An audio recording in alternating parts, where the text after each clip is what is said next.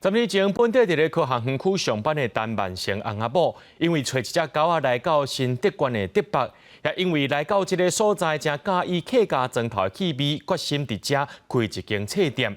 北部会当看到真济这长尾山羊，因着直接把这册店的花语名号做拿出厨房，渐渐变做是在地特色。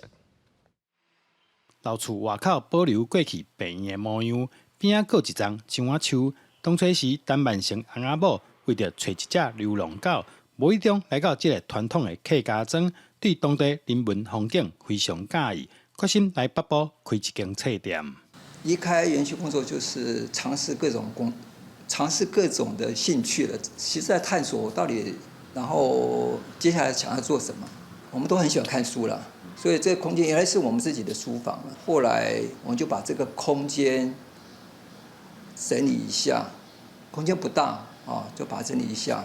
就是我们觉得开书店、办讲座、办活动可能更贴切了。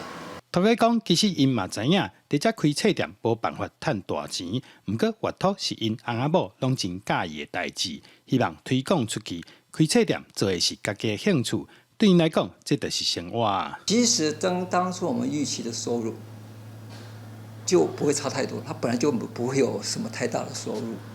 但是我觉得，就是我跟我太太做自己喜欢的事情，就觉得。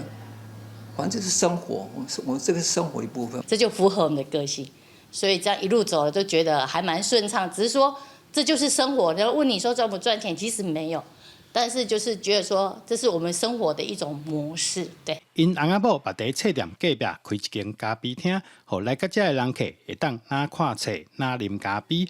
伫假日的时，佮定定举办文化活动，希望生活店北部用册芳甲咖啡芳，继续写出人生精彩的故事。记者杜君豪，新竹报道。